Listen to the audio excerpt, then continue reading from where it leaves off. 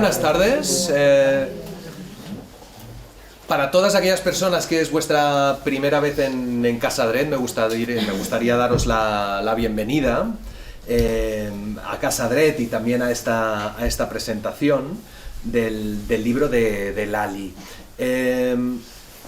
Este libro creo que tiene mucho sentido que se presente en esta casa, que actúa como un pequeño centro cultural judío en la ciudad, por el contenido del libro, por las personas que están detrás. Por supuesto también pienso en Eduardo.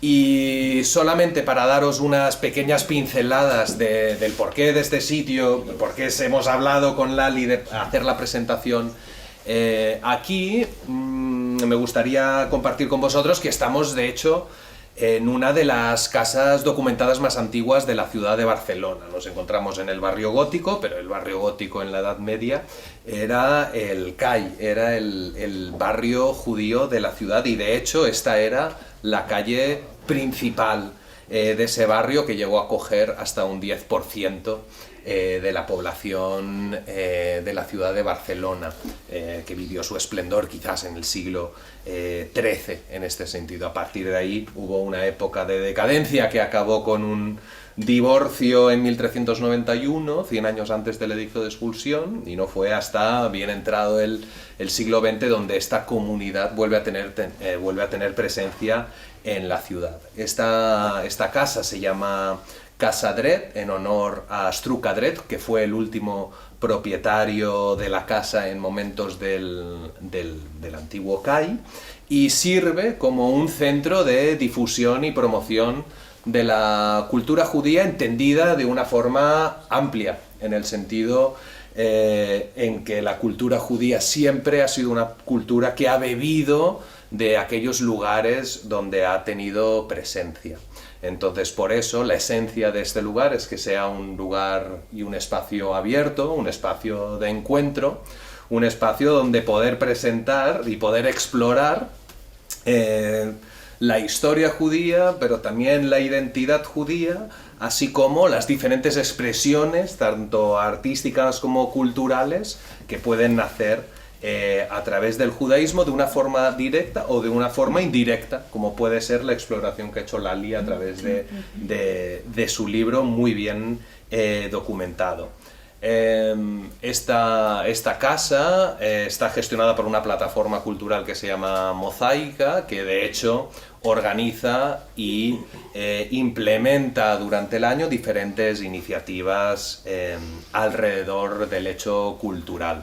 Ya sea a través de un festival de literatura que lo lleva Barda, que tenemos ahí, que es una de las directoras de Mosaica, que igual con Mónica sí que se encarga del trabajo en patrimonio, y como esto, pues diferentes acciones e iniciativas, ¿no? Siempre buscando ser un punto de conexión y una puerta abierta al mundo judío en todas sus formas. Por eso para nosotros pues es muy especial cuando es la primera vez que viene gente a la casa, pues darles y daros en este caso a todos la bienvenida, y decir que esta también es vuestra casa, y que no dejéis la oportunidad de seguirnos, y que estaremos encantados de veros aquí todas las veces que sea. Esta tarde-noche pues es igualmente muy especial a través de Linda, que creo que la tenemos por el público.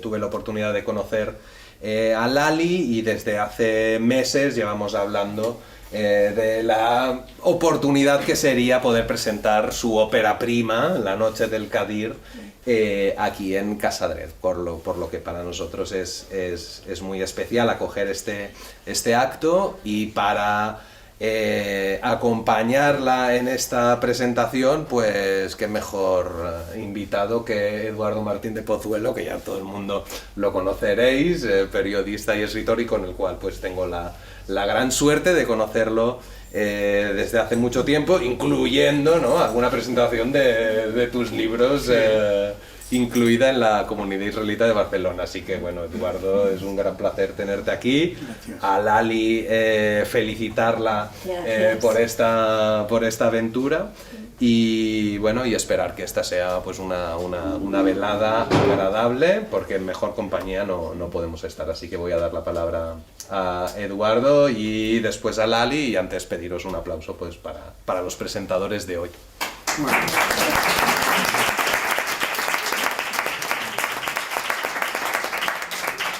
Bueno, muchas gracias, Víctor. Yo estoy hoy especialmente honrado por, en principio, y, a ver, de entrada lo diré por dos razones. Una, porque Lali me invitará a presentar esta novela que ha costado sangre, sudor y lágrimas que llegase al destino. Quizás La noche del Kadir es hoy la noche del destino de esta novela, ¿no? Que ha llegado al final y podemos hablar de ella todos. Después de ya lo explicará ella, y yo se lo voy a preguntar para eso de cómo ha llegado hasta aquí. Y la otra, el lugar donde estamos con mi amigo Víctor aquí, y si no lo digo reviento, especialmente hoy, después de lo que pasa con esta ciudad y con lo de Tel Aviv. Yo estoy encantado de estar aquí y sorprendido de que haya todavía tanta incultura y tanta rabia y tanto odio escondido, ¿verdad?, subterráneo, que rompa las relaciones de nuestra propia cultura. Están rompiendo algo que somos nosotros parte de ello. Es la vida con sus cosas oscuras, sus cosas menos oscuras, con terribles, tú has dicho de un episodio del año 1300 y pico, que es terrorífico, pero también forma parte de nuestra historia, y nuestra historia a veces no nos gusta, ya lo sé, pero la tenemos que aceptar. Entonces, estar hoy aquí me parece hasta simbólico. Ha sido una casualidad, porque Lali lleva mucho tiempo presentándolo, y bueno, y será el símbolo, espero, de que esto etapa de que Barcelona parece que es, o por lo menos una parte institucional se separa y se aleja de esta cultura, volverá otra vez a la posición que tiene que tener. Y dicho eso, y agradeciendo estar aquí nuevamente, bueno, lo que os decía hace un momento, llegar aquí, yo he hablado mucho con Lali, y tengo que deciros que, bueno, es verdaderamente una trayectoria tumultuosa, larga, difícil, y que es el triunfo de la constancia. O sea, de verdad, es el triunfo de la constancia llegar a esto. Si vosotros escribís, y espero, y disculpar que os trate como amigos, que creo que es la reunión, si vosotros escribís, sabéis lo difícil que es escribir. Pero escribir una carta es muy difícil.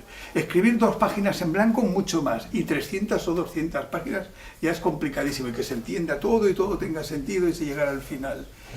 Pero publicarlos todavía mucho más. Y más en el mundo en que estamos ahora, que el mundo editorial no es un mundo amigo de las novedades, salvo que salgas por televisión haciendo extraños concursos de gente desnuda o cosas de este tipo, ¿no? Ahí sí, el libro se vende rápidamente, lo venden en Capravo y sale.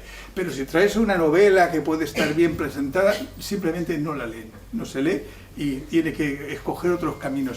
Y yo, por lo que veo, y lo digo ya de entrada, la trayectoria del Lali es la trayectoria de la tenacidad, que ha logrado ir venciendo todos esos vericuetos, esas barreras que le han ido poniendo, y ha llegado hasta este momento. Y como la protagonista es ella, yo me voy a limitar, que es lo que hemos pactado con Lali, que yo le daré para que ella se vaya explicando. Y así que empiezo ya directamente, ya empiezas tú, y ahora tendrás que explicar por qué te decidiste a escribir una novela, aquí a tus amigos. Sí, vale. Bueno, el principio de esta novela es más para atrás, pero pongamos que la decisión importante fue cuando falleció Bernd, mi marido. Entonces, en ese momento sí que realmente me planteé muchas cosas. Kilian estaba en América, estaba cada 3 meses en un país distinto, tenía muchos problemas en aquel momento, y tuve una conversación con Mariona Goday, que está por aquí, muy larga, y le dije, bueno, ¿qué hago? En realidad me quedaba mi hijo y la novela. Entonces, Mariona, que es artistas todo el día, y escultores, pintores y de todo, me dijo, piénsalo bien, pero quizás vete a un sitio tranquilo y ponte a trabajar. Y entonces lo pensé, y realmente me fui a San Lorenzo a trabajar. o sea que no calculaba que estaríamos a menos 5 grados con un frío pelón y mil cosas. Pero bueno, ahí que me fui.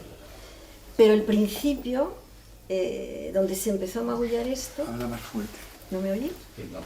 No. ¿No me oye? Es que mírale. yo tengo poca voz. Pues habla mirando para allá. Ah, vale.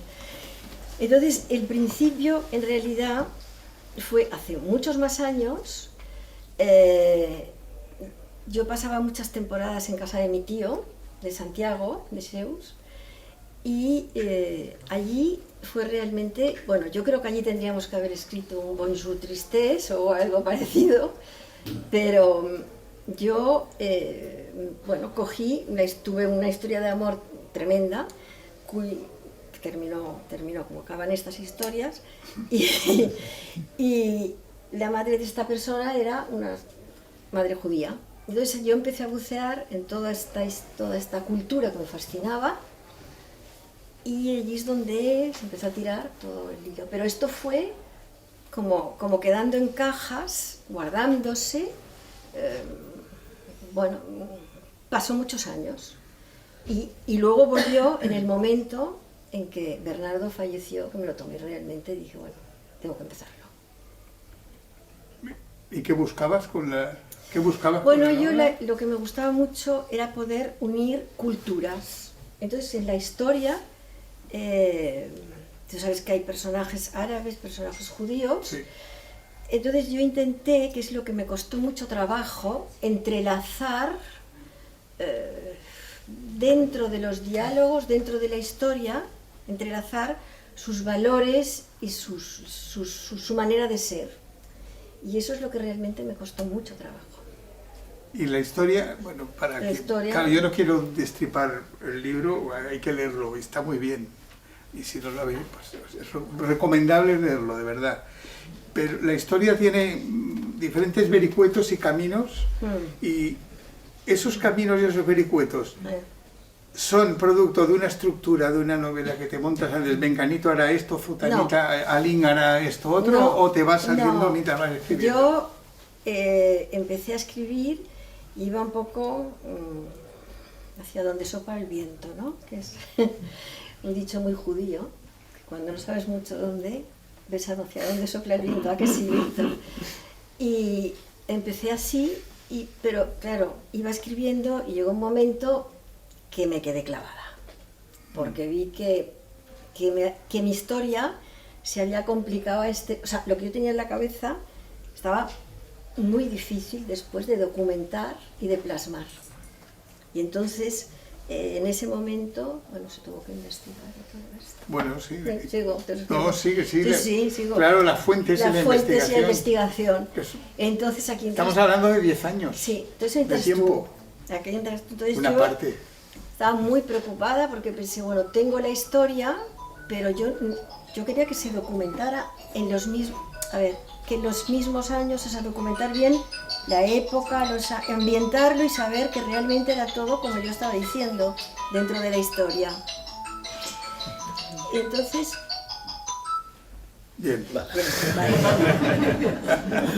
Volvemos, dale. Entonces llegó un momento en que había llegado al punto de la mafia, o crimen organizado, como llama Eduardo. Crimen organizado, Y porque entonces, había más que mafiosos. Es que, entonces yo había conocido a un partana, un mafioso y tal, pero claro, yo no sabía de sus negocios ni de sus cosas. Entonces recurrí rápidamente a mi amigo, a Eduardo, me acuerdo perfectamente, y que nos habíamos conocido en La Vanguardia, que él hacía crimen organizado, y yo en las colecciones de moda de París y Milán. Y entonces le dije, bueno, Eduardo, entonces ayúdame, porque esto yo no sé. Entonces tú me dijiste, no me expliques la novela, porque estoy escribiendo otra, pero dime cómo van, ¿Qué necesitas? ¿qué necesitas? ¿Qué necesitas? Y entonces yo recuerdo, que te lo voy a explicar esto, yo recuerdo que te pasaba por las noches los mails, Sí. y tú estabas de vacaciones, y yo le pasaba los mails, perdona, que Claro, le pasaba los mails, y entonces yo pensé, no me hará ni caso, y por la mañana, clac, tenía la contestación.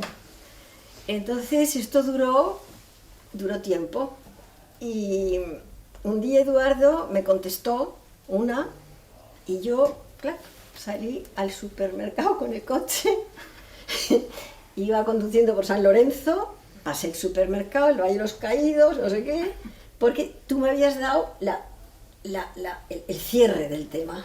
Yo ni idea de No, esto. no. De esto. Y me encontré perdida por allá, de repente la poli, digo, no, San Lorenzo por allá, porque me hizo mucha gracia. Y luego también recuerdo otra cosa que me impactó mucho, que yo te escribía también a La Vanguardia Investigación.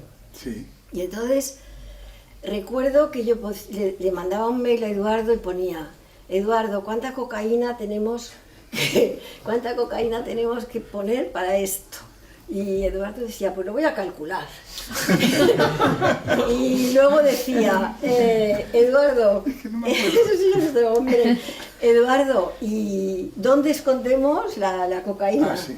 Esto así, ¿dónde escondemos la cocaína? Entonces Eduardo decía, pues bueno, pues lo pensaremos, ahora ya te lo diré mañana. Y claro, llegaron a partir de 20 cosas así. Un día yo te dije, oye Eduardo, no vendrá la policía. No, que buscaba hechos reales. Hechos reales. Sí, no vendrá porque, oye, sí, nos vendrán a buscar, porque tanta cocaína, tanto, me lo mato por aquí. Sí, ¿te acuerdas? Sí. Tremendo. Yo lo que tengo que decir sobre esto, que este increíble. episodio que es largo, dura mucho tiempo, Sí, sí. es que a mí nunca me explicó Lali No. el tema de la novela, yo no la he leído hasta ahora. O sea, yo no tenía ni...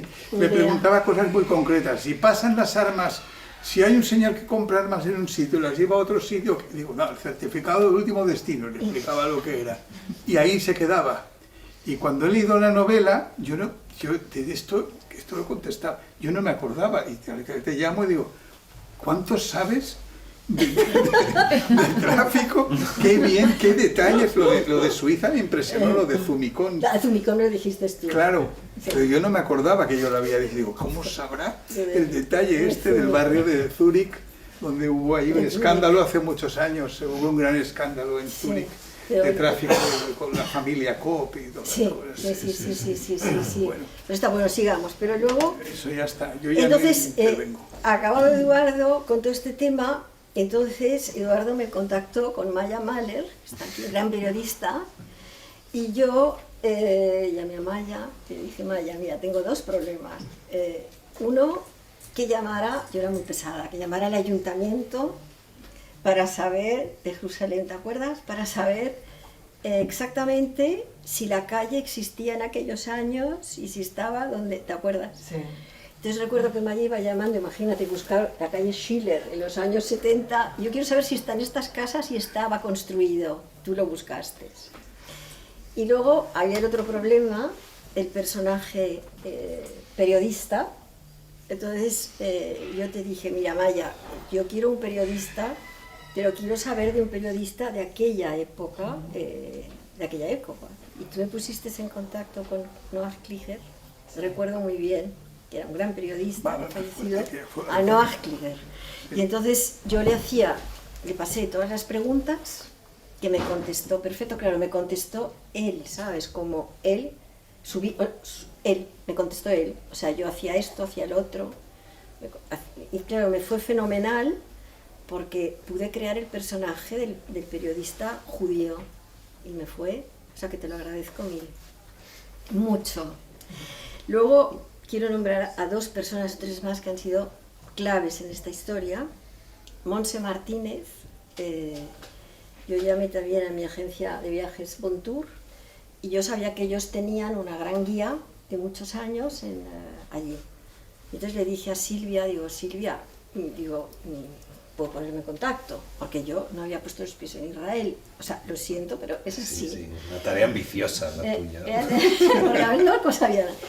Y entonces me dijo, hombre, sí, porque lleva un montón de años, está casada con un árabe, creo que me dijo, y es una guía buenísima. Entonces, claro, ella fue la persona que a mí me explicó todo, o sea, de beduinos, pero de aquellos años, que era fundamental. Claro. Entonces, gracias Silvia. Habían más, hay Alan Charara, que no está aquí, es una gran amiga mía, y vivía, ahora ya no vive en Beirut, pero vivían en Beirut, y ella me documentó, Kilian es testigo, me documentó de maravilla con todo el tema de, con todo lo que era Beirut, su manera de vivir, sus personajes, bueno, todo, o sea, todo. Y pude crear todo el ambiente de Beirut de aquella época, que era importante. Y luego, cuando estábamos aquí, con mi hijo, que seguía el tema, nos quedamos plantados, porque entonces dijimos, bueno, yo dije, ahora Kilian, hay un tráfico de armas y hay un Mossad. Y ahora, ¿qué hacemos? Porque yo ya tenía el timing. Y entonces me dijo, pues no vas a poder continuar porque tendrás que cambiar la historia. Yo dije, no la puedo cambiar la historia. Y entonces pasó como un milagro, que lo tengo que explicar, que realmente es increíble, pero pasó. Y yo estaba en San Lorenzo, Kilian me decía que no, había un chico fantástico, joven, que era un músico, y por las tardes me pasaba textos, muchas tardes, y me enseñaba informática, que no sabía nada y todo el rollo, y me decía lo mismo, no podrás. Bueno, yo no podrás, yo dije, yo no voy a cambiar nada. Pero en el no voy a cambiar nada, resulta que un día se rompe algo en casa, y yo llamo a, no me acuerdo, a alguien de la electricidad. Era un viernes, nevaba, un frío horroroso, y yo tenía, y entonces me dijo, bueno, yo dije, oiga, suba porque esto, me dijo, sí, no se preocupe, era un señor extranjero, mayor, muy amable, entonces vino a casa, me dijo, sí, subiré, me pareció muy raro, un viernes tarde, pero bueno, subió. Entonces yo tenía un mapa enorme, tuyo, Silvia, enorme, de Israel en el salón, y mira, no sé, antes de que se fuera, le dije, mire, perdone, pero usted no sabría dónde está este sitio, porque claro, en estos pueblos, en invierno, todo el mundo habla con todo el mundo. Y me dijo, sí, porque yo he vivido 5 años en Jerusalén. Entonces yo dije, bueno, la cuestión para abreviaros era para abreviar, este señor, que ya se quedó a tomar el té y luego nos hicimos amigos, le dije, es que estoy escribiendo una novela y tengo toda esta historia, no sé ni por dónde empezar. Y entonces, la primera vez no me lo dijo, pero al cabo de 2 o 3 veces me dijo, bueno, yo la voy a ayudar porque mi mujer era agente del Mossad y murió murió en una refriega de estas y yo me marché de Jerusalén. Entonces este hombre sabía todo, las rutas, las no rutas, todo. Entonces parece que es una cosa que no puede ser, pero es que pasó. Entonces, increíble, es que fue increíble. Llamé a mi hijo y no se lo creía, me decía, no, increíble. Eso es así. ¿Tu anécdota? No, mi anécdota, yo todas las personas, bueno, sí. Eso es la experiencia de los otros. ¿Y la tuya qué es? ¿La de la parte de la moda? La moda, vale, sí, eso es importante. Claro. La parte de la moda realmente no inventé, porque la he vivido, no inventé. Inventé solo lo de Marrakech, en cuanto yo sabía perfectamente en Marrakech, está Saint Laurent, que estaba drogadísimo y ahí hacía todas sus colecciones y todas sus cosas. Y entonces yo trasladé un poco la historia del diseñador. Bueno, pues un momento dado se va a Marrakech, pero el resto... No, el resto es que es así, es que pasan cosas así. ¿Y cuánto hay de autobiografía en la protagonista, en Aline? Hombre, tráfico de armas... No, tráfico de armas pero la manera de relacionarse con la gente, yo diría que es personajes que conocen. Sí, yo diría que aquí hay un 40 y un 60. Siempre pones cosas tuyas entre medio, vas liando cosas tuyas. Pero hay datos tuyos. Hay datos, no hay vivencias mías personales, claro, pero que están a lo mejor metidas de otra manera, claro. Ya. De otras maneras. Y luego te quería decir pero que Aline esto es como tú. Hombre, un tanto, Sí, Un tanto, sí. es la protagonista que no haya leído el libro. Un tanto, sí, es tozuda, ¿eh? Es tozuda y peleona, Sí. sí. Sí. No, pero hay una cosa, fíjate, de la moda que te quería explicar si os interesa. Porque Sí. yo creo que es interesante. interesa.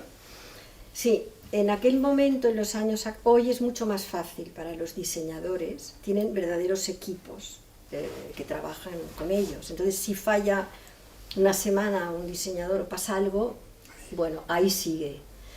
En los años en que yo estaba trabajando en Roma, había mucho más un solo diseñador que le caía mucho encima. O sea, tenía una gran responsabilidad encima, como Versace o como Armani. En aquel momento estaban ellos. Entonces, esta gente que yo trabajé con ellos tenían una presión enorme, cosa que ahora la tienen pero de otra manera. Porque en el momento en que ellos fallaban, es que se les caía todo. Entonces, yo recuerdo una vez con Kansai Yamamoto en París, que me ocupé de ayudarles en sus colecciones y venderles su colección. Y me acuerdo que la noche después de la colección, pero para que veas cómo iban, la noche después vinieron a llamarme a mí y a otras 2 o 3 personas, y nos dijeron, bueno, va a haber una cena con toda la prensa, pero él está tan mal, o sea, que no podía ni hablar del agotamiento, que os vamos a poner a vosotras, que sois de confianza, alrededor, para que él no tenga que hablar con nadie, porque es que ya no daban para más, ¿sabes? Entonces, claro, esto actualmente pasa menos porque el trabajo está mucho más dividido. Pero en aquel momento fue tremendo. El que un personaje sustituye al diseñador porque el otro está... que se le ha ido la cabeza completamente, ¿eso ocurría? Podría ocurrir Sí. muy fácilmente, o sustituirlo por 2 personas.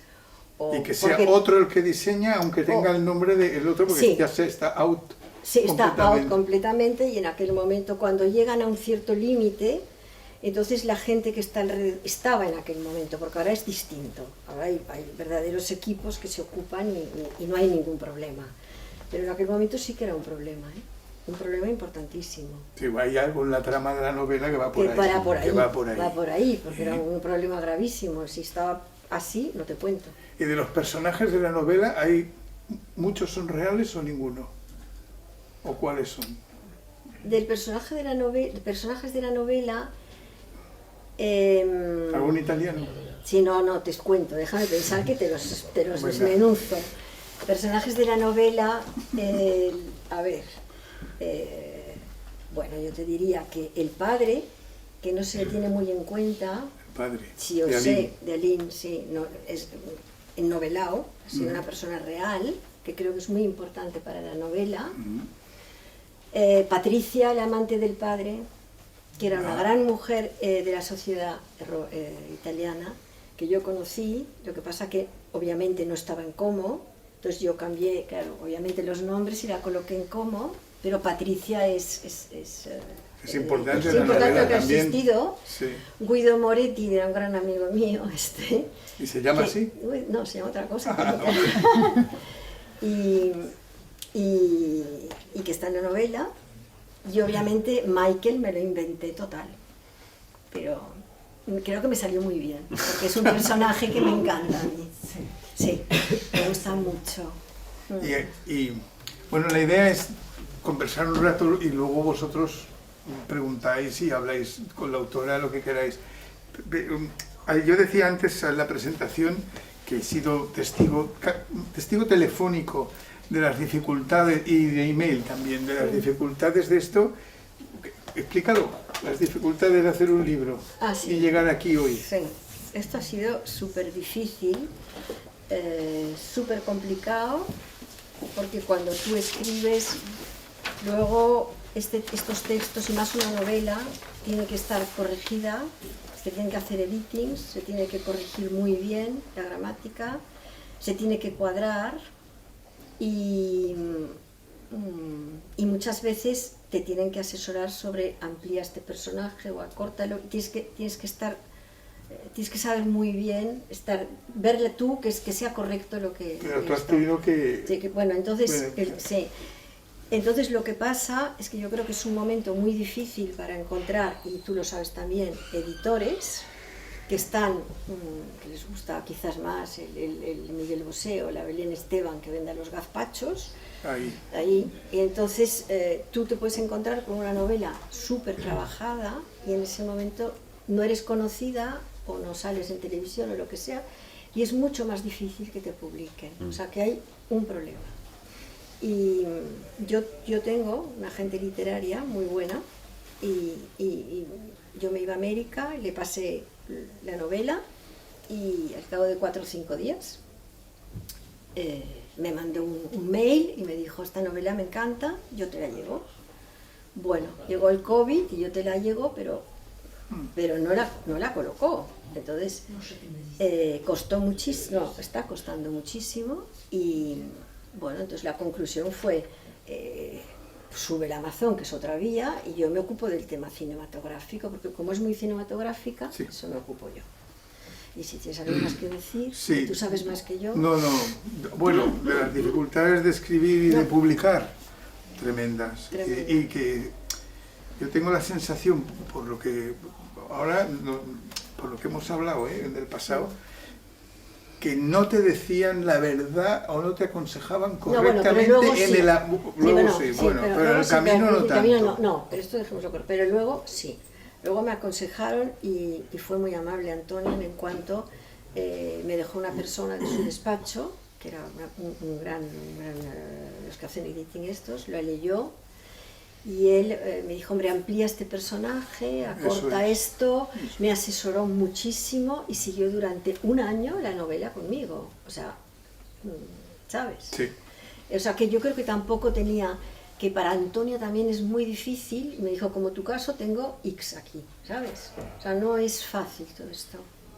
Es muy difícil. Muy difícil, pero hasta para ella, porque yo tengo el mail de ella, o sea, y me dice: oye Lali, es que me encanta, y la cojo, y luego se ven, no, ¿sabes? Les cuesta, sí, no pueden, tienen mucha dificultad con el tema edición. Entonces se dedican mucho ahora más, también cogen mucho más cine, ¿sabes? Buscan las vías del cine, todo lo que es cinematográfico, intentan sacarlo por allá, por series, por lo que pueden. Claro. No, iba de hecho preguntar, creo que lo que ibas a preguntar tú, que es sobre a partir de ahora, ¿qué? ¿No? Ahora has publicado, bueno, ahora presentamos el libro, claro, se de difusión, sí, pero ahora hay que seguir con todos estos temas que yo tengo otra en la cabeza, pero obviamente quiero primero seguir todo esto, ¿sabes? Seguir tu novela actual. Claro, a ver, claro, la publicidad, el tema cine, se acaba en Netflix, esto, lo otro y lo demás allí, porque si no... Sí, puede. Sí. La Amazon, esto de ir a Amazon es como un mundo actual, sí, absolutamente. Es todo mi hijo que me ha ayudado muchísimo y tengo que darle las gracias, porque no estaría aquí sentada si no me hubiera ayudado lo que me ha ayudado. Pero mi hijo, esto es lo que se ocupa él y sigue él. También lo veo... complicadísimo, también. Mira, quizás el siglo que vivimos, ¿no? El tiempo que vivimos, ¿no? Que esto ya...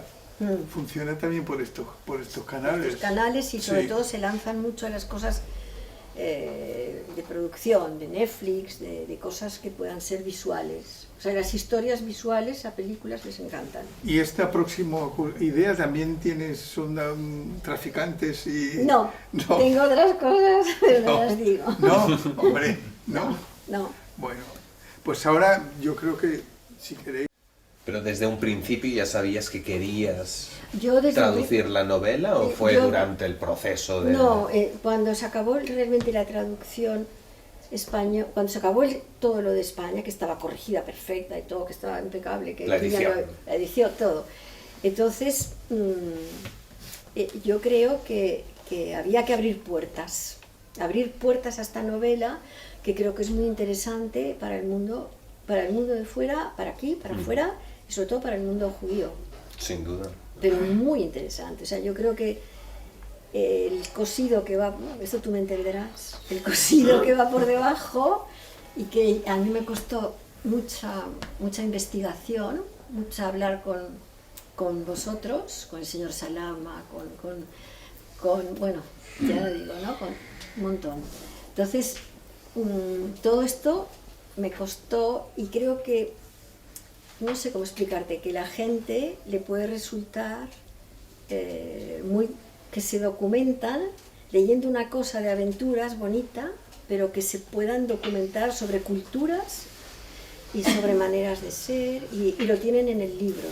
Sí, una de las dificultades más grandes quizás es esa, ¿no? Es que juegas con diferentes mundos, diferentes culturas, que cada una de ellas es muy compleja en sí, y poder zambullirte no en fue la todas historia, ellas. fue esto.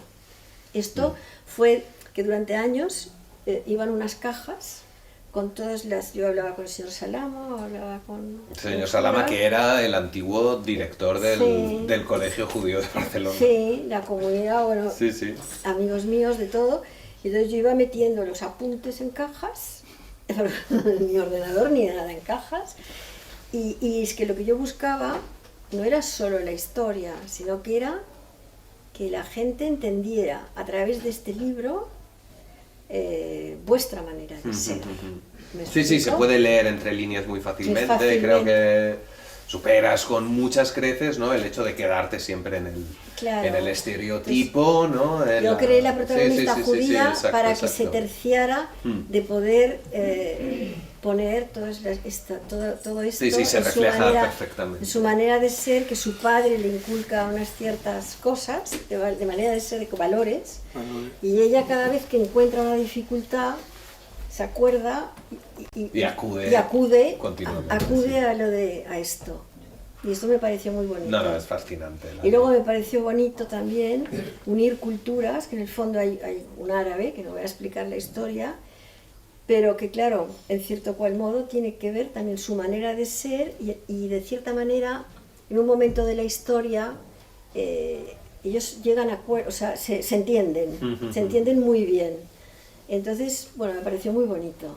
Sí, sin duda. Abrir puertas. Sin duda, Lali. Me pareció muy bonito. ¿Y lo de la noche del Qadir? ¿El título? Es la noche del destino de los musulmanes, que esa noche, en el Ramadán, hay una noche donde pueden pedir un deseo, y ese deseo se les cumple. Entonces, bueno, como no sabíamos... Bueno, me pareció que la noche del Qadir, pues bueno, ya la puse, no sé, igual la cambian, pero lo puse. No. En inglés es la noche del destino. Bueno, sí, es el mismo, pero en español se podía poner el Qadir y en inglés era mucho más dificultoso. Era más difícil, sí, para traducirlo. Traducir quedaba mal, quedaba un nombre distinto, ¿sabes? Entonces era más fácil poner la noche del destino. Sí, era más fácil.